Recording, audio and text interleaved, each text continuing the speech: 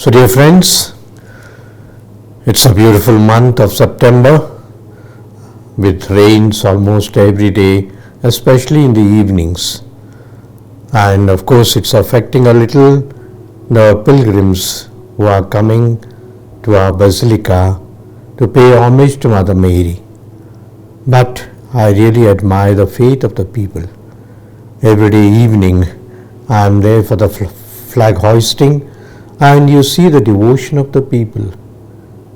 Come rains, come perhaps the water, but their faith still remains. They remain long hours and with folded hands, with their eyes raised up to heavens as it were. Mother Mary surely looking down upon them with generosity, with kindness, and especially special blessings to the families. So we are at this weekend now, and we have this particular Sunday, it's called the 23rd Sunday, with a special message. In fact, we have 3 separate messages but connected with each other. That's the beauty of Scripture. Every word, every sentence, every pericope, every parable, every miracle has connection with so many other things, and therefore we can take it as a united message. So the 3 readings of today have got, as I said, 3 different messages but always connected. The first reading speaks about, from the book of Wisdom, speaks about what we call the challenges but understanding God's wisdom. You know that beautiful saying in the Psalms that we had, that your thoughts are not my thoughts, your projects are not my projects, your programs are not my programs. God supersedes us, and God's plan surpasses beyond our comprehension. You know, there are so many things we plan for every day. There are plans for our future days, that we plan for future years perhaps. But God is the final answer. God decides and God plans for us much better than we can plan for ourselves. You know, sometimes we say short plans, short-term plans, long-term plans. And our short-term or long-term plans are best sort of realized in God Himself. The second reading has got another type of message. Our relationship with others, rather our communication and fellow feeling with the others. St. Paul is a beautiful example. You know, the letter of Philemon it's called. It's just one chapter, in fact the shortest perhaps the book in the Bible that speaks about today's version, today's incident, and it's very touching. St. Paul has got a person perhaps who's close to him. His name is Onesimus, and this particular person has become so close to St. Paul that he calls him his son. But he has a very dangerous past, a very difficult past. He has run away from a master, that's the name of Philemon, and he has run away from him. He was a slave to Philemon and he ran away from them, and you can imagine he somehow lands in St. Paul's group or community and becomes a Christian. And St. Paul and this Onesimus have got such a beautiful relationship that he calls him his own son. And now what does St. Paul do? He sends him back to Philemon. You can imagine the fear and the fright of this slave, that I have gone to go to my master from whom I ran away. He can kill me, he can do me anything. But St. Paul has got another view of it. The letter that he writes to Philemon is, now he came as a slave, he ran away as a slave, but I am sending you as a Christian and as a friend. So take him as your friend. How beautiful relationship, as it were, forgiving each other, Forgiving a servant, a slave who has done evil to the master, but then forgive him. That is St. Paul's way of looking at things and looking at relationship, especially as Christians. As Christians, everyone is your brother, your sister. Perhaps it gives us thousands of ideas how we treat people, how I treat people under me in my office, how I treat my people on the road, how I treat people perhaps in a business, how I treat people sometimes in our own family. Someone who can give me more, perhaps I am much more gracious to them, but someone who is critical to me, but I may not be very much close to them. And St. Paul teaches a new lesson in relationship, that in Christ we are not only friends, we are brothers to each other, sisters to each other.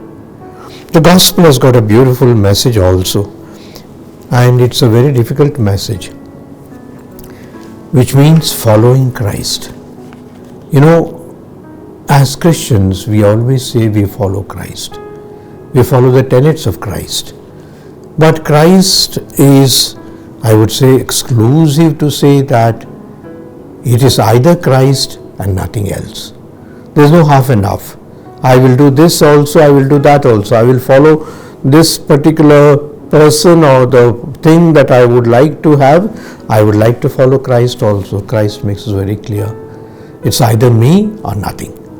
And therefore the beautiful sentence he says that if anyone loves his father, mother, brother, sister, in fact it is said that unless you hate your father, mother, brother, sister, you cannot be my disciple. So strong, and so I would say meaning to say it's so hard. Jesus doesn't accept a second, perhaps, or rather half allegiance as such. And not only that, you are not worthy of me. You cannot be my disciple unless you take up your cross. Take up your cross. There are agents or perhaps employers, corporations, the corporate world. We like to attract people and we make it so surely challenging but so attractive. If you come here, you get the highest pay. If you come here, you get the highest, perhaps the best chamber. If you come here, perhaps you will become one of the important persons. We like to attract them. Imagine Jesus as a corporate CEO to say that you will not get anything. You will not be paid. You will have difficulty. You will have to work in this dungeon as it were. And Jesus seems to be winning even with these difficulties. But then he says, you have to calculate the risk that you are taking. We speak of risks, but calculated risks. And calculate the risk, he says. And the two examples that are given are very beautiful. The one example is a person who is building a tower. He has made up a mind to build a big tower. But he says, did you calculate how much it may cost? Have you got all the materials? Have you perhaps seen to that everything will be procured in time? Or else you will have laid the foundation, you don't have the money, you don't have the things, you don't have the plan, and people will laugh at you. The second example is also much more forceful. He says, olden days there were kings who went for wars with other kings in order to capture their land, etc. And so this king who wants to go for a war to another king, he said, but then think properly. You got only 10,000 people, 10,000 soldiers. The other man has got 20 or perhaps 30,000 soldiers. It's very easy to say that he will simply sweep away your army. Not only that, you will have every one of your soldiers killed. And therefore it's better for you to realize that it is not possible. The better idea would be to go and make peace with him, dialogue with him and say that we can live in peace. You take whatever you want, or perhaps I can give you what you ask for, and let us live in peace. And say how you calculate things for the world. When a man is buying a house, he will see the location, he will see the cost, he will see the atmosphere. When he is buying a car, perhaps we will see how much it runs, what is the petrol, what is this one, what is the insurance. If these are the things for your life, why don't you plan properly? And Jesus says, more so when you are following Christ, unless you give me everything, there is nothing left for you. So therefore, perhaps Jesus' demands are very hard, I could say even harsh, but then it is as good as giving us everything for those who have lost everything. It's like you surrender yourself totally to God, God will take care of you. So my dear brothers and sisters, let us trust the Lord, and especially in this week when we celebrate shortly the feast of Mother Mary, we have to learn from Mother Mary. Behold the handmaid of the Lord.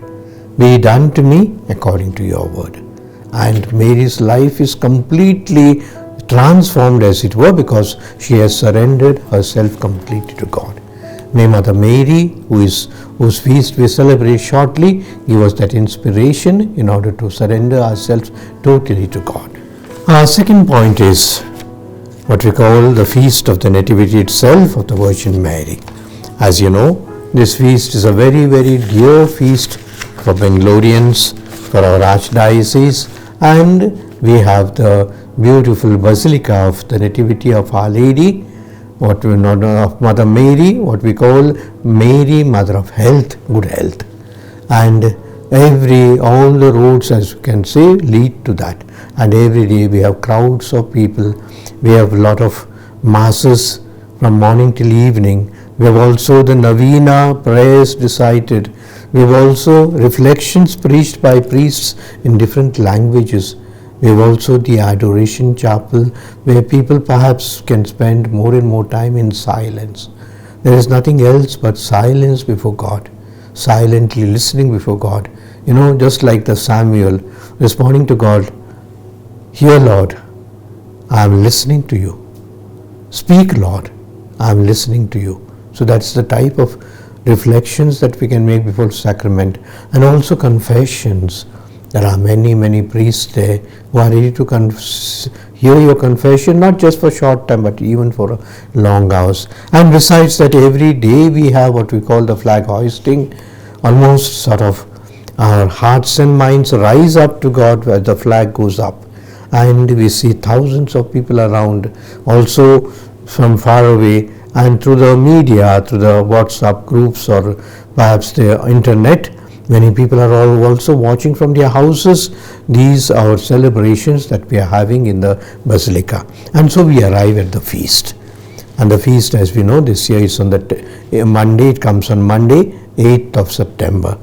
From morning till evening, I know that many people will be coming, and fortunately the state government also sort of cooperates with us. The bus stand is shifted to another place so the people can perhaps gather in great numbers, and also the service rendered by our police, how much of sort of responsibility they bear at every corner, to see that there is flow of the people, the pilgrims. At the same time, no untoward incidents takes place of robbing, pickpocketing, etc. Everything is taken care of.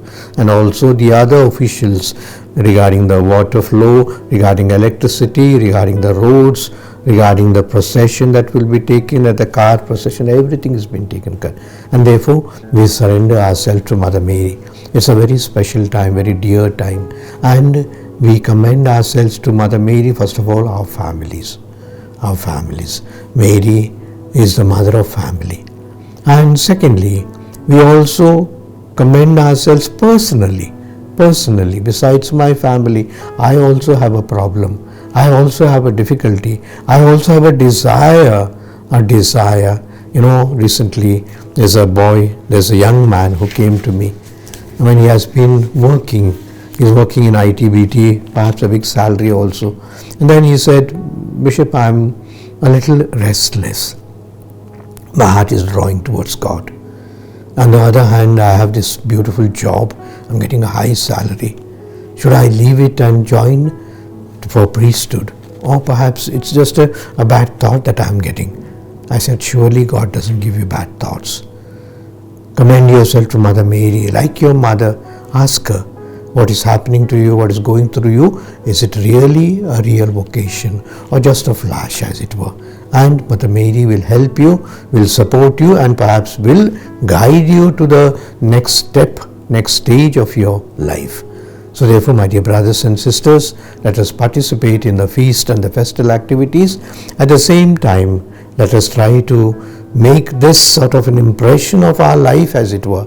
It's not just a one-day feast. It's not just a one-day visit. But then Mother Mary, who sees us, who touches our hearts and minds, will surely cause some little ruffling, some little perhaps waves in our life that may last longer, perhaps may last also for a lifetime.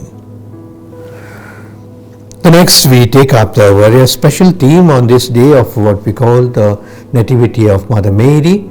The day is also celebrated as the day of the girl child.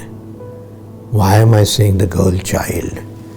The girl child, someone said they are a rare species now. A rare species now. It's officially proved that the girls are less than boys, or the women are less than men. Why? Because the mothers, rather the families at birth, make decisions not to have girls, but boys are better. That's what we think. And the girls, when they are born, also perhaps there is a little discrimination. If it was a boy, you give him everything that he wants, that he asks, and this one. But the girl, perhaps we think twice, should we spend this money on her education? Will not be at a waste. The child is asking me to go and play outside, wants to be a sportsman. Is it not dangerous? The child wants to do something else that he has in mind, the girl child. In every way, it looks that the girl children are discriminated. The girl children are disregarded, and the girl children are also perhaps eliminated by abortion, by special means of this one, etc. And they also say that so many of the girl children perhaps not taken care of also in their infancy. They are not fed properly, they are not given the things that are wanted, and this discrimination goes on. And therefore the church says, the Indian church says very specially, let us celebrate, as the Christians celebrate this as the day of the girl child. First of all, making the girl children very happy, wanted, and specially loved. And it's not just one child, one girl child. Every girl child is special. And therefore to make an effort to, first of all, to pray to Mother Mary that we may have that good sense to promote, nurture, and also encourage our girl children, and also at the same time sort of the women in our families, the mothers in our families, the daughter-in-laws, the mother-in-laws, the old women. We have to have a special sense of affection for them, that God has created a woman for a special purpose. And therefore, perhaps, my dear brothers and sisters, I encourage you also in your own families to congratulate your sisters, your mothers, your little children. Make them happy, make them feel wanted, make them feel very special that God has given us. And so may the day of Mary may be the day of the girl child also in our Archdiocese. I now take you to what we call the Saint of the Week, Saint of End of the Week. It's 14th of September, almost Sunday.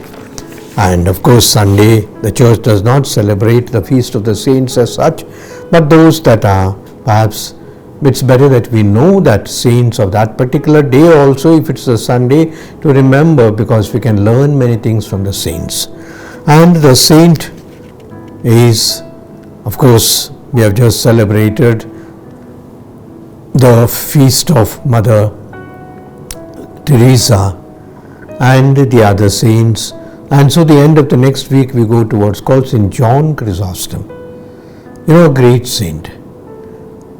I can imagine some of us, we are something in the world today, but after we are gone, maybe someone may remember us for 10, 15 years. But to think of St. John Chrysostom, that he is remembered now for almost 16 to 17 centuries. 16 to 17 centuries as someone special, as someone great. Chrysostom means in Greek language a gold mouth person, a golden tongue person. You can understand that he was such a good speaker, he was such a good preacher, and therefore people called him a man with a golden tongue. That is Chrysostom. And he was born, it's not known which date, but in the year 347, when the church was just liberated and become, after Constantine, the universal church as such. And he is supposed to have died on 14th of September, end of that century, properly, perhaps not known which year properly, but at the same time it's not important. But St. John Chrysostom inspires us because he was a bishop, he was an Archbishop of Constantinople and known for public preaching and denunciation of the public, of the people who cause trouble to the public, especially the church and the government as such.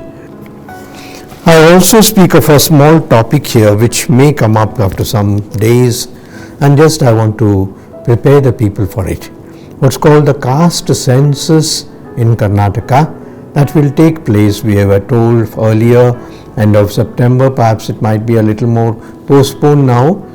And we have to remember that the Prime Minister of our country announced this caste census on 30th of April 2025. Ever since, the drafts of the different castes are getting ready, they are put in the public domain. At the same time, people to recognize which is their particular caste. Why is this caste census needed? Unfortunately, India is divided by castes, religions, languages, etc. And caste is a very sensitive issue. And the government itself tries to sort of bring up those people who are considered as the low caste, the scheduled caste, and they give them a lot of benefits, a lot of reservations, a lot of support, subsidies, so that they may slowly come up. And therefore, those people who are still into those castes, they have to identify themselves and say, yes, I belong to this particular caste, and surely when you are enlisted into it, you can later on ask for the benefits of that particular reservation that is there for the community. And secondly, this caste reservation is also necessary for the government to know that how much they can spend on these particular groups and form targeted policies in order to have social reforms. And recording of individual caste identifies and strengthens the social and economic structure. It happened for the first time, we are told, about 100 years ago. The caste census was taken, which later on is joined to the general census as such, which the government also has in mind. So why am I saying this? From among the Christians, there are some people of what we call of SC/ST origin, the scheduled caste origin, the caste origin, and therefore they still perhaps sometimes they are poor. They might be discriminated in the public because the caste tag, the caste, perhaps the feeling is more than skin deep, we call it. It is there.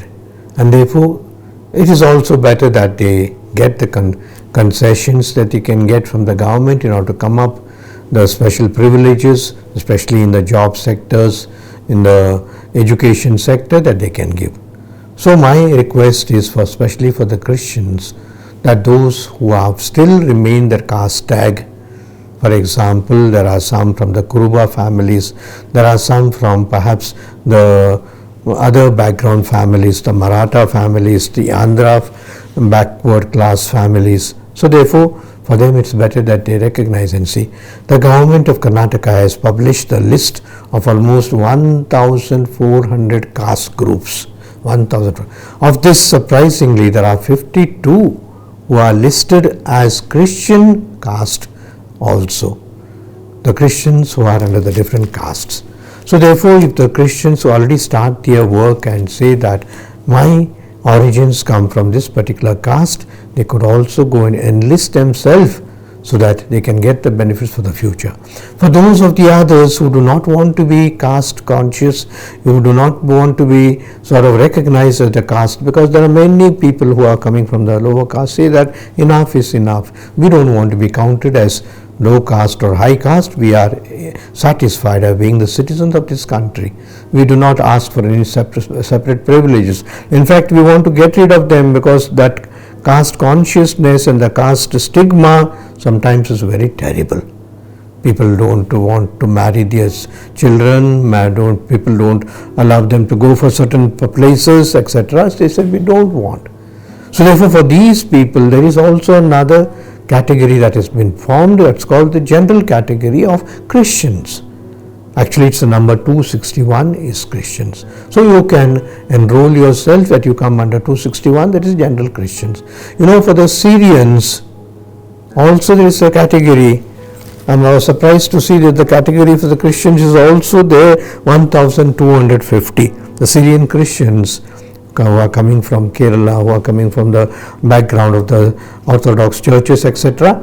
If they are of that category, they can also mark them as under 1,250. So therefore, I request all our Christians to go through this exercise to find out where is your roots coming from, and at the same time, you have to prepare the certificates, you have to prepare the proofs, perhaps your school certificate or your Aadhaar certificate or some other certificates that government is asking for, and be prepared in order to enlist your name under the caste census, either as belonging to the caste or in general as belonging to the Christian category.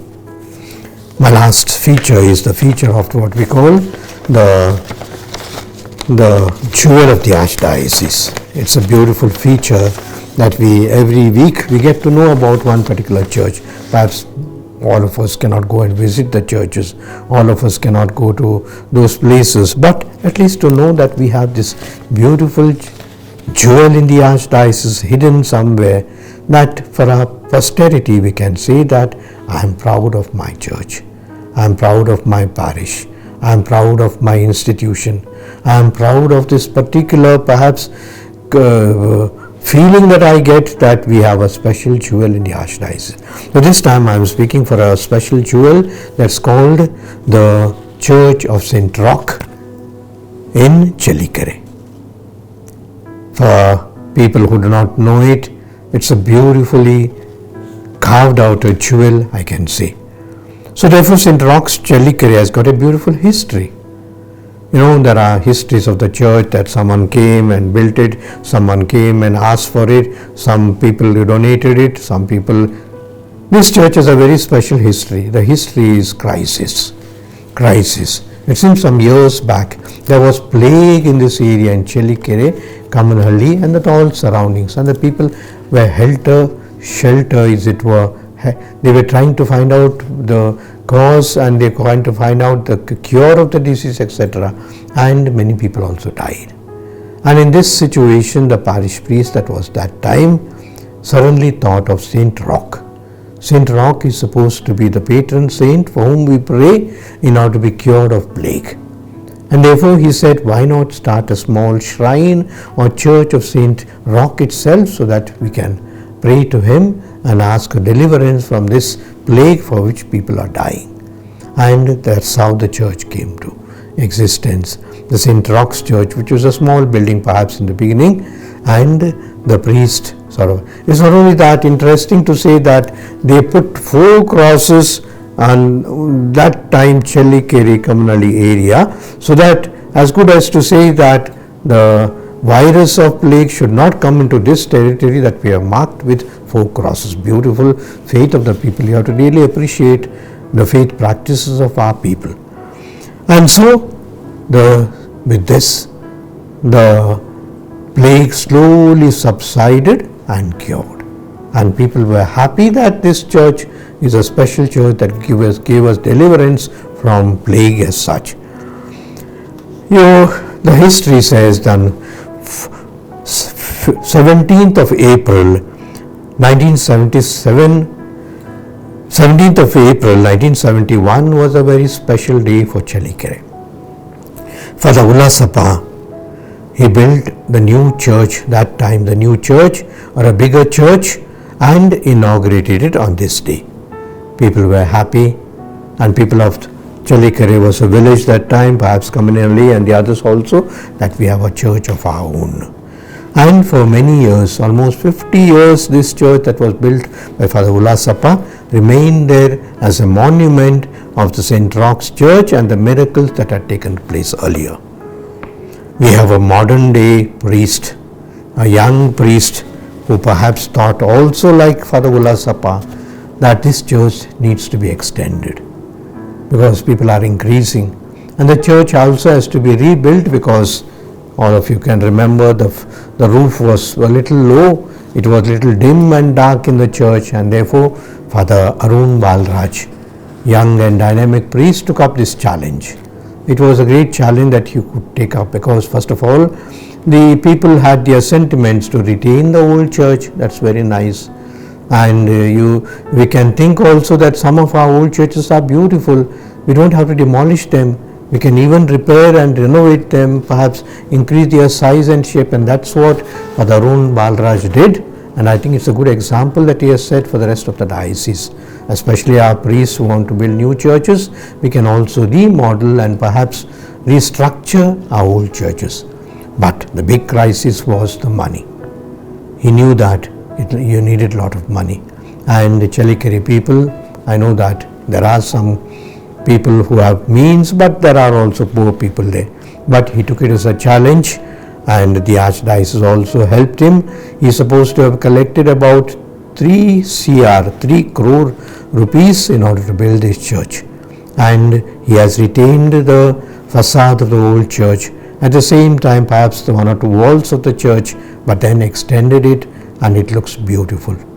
And it really shines like a jewel in the Archdiocese, meaning to say the bridge between the old and the new, the old church and the new church, beautifully constructed or reconstructed, and which was inaugurated on 21st of May this year, just before the rains. And I was so happy to see the people that day with all joy and praising and saying good things about their pastor, though he is a young priest, but I can say very dynamic. And so besides the building, the St. Roch's Church also boasts of what's called a good community of children, of youth, of women who have formed a strong unit, as it were, and also the families all put together. It is a good parish that is led by Father Arun Balraj. I wish the people, I wish the families, and I am also very happy to see there are good religious in this parish. There are the Dominicans are there are the Little Sisters of the Poor, there are the sisters also of St. Peter Claver, there are also the priests of Carmelites and the other religious that are there, which form a beautiful family of the parish. I wish the parish priest and all the people, congratulate them very especially for the beautiful monument that they have resurrected, as it were, and kept in the memory for future. God bless you, all the people of Chalikere.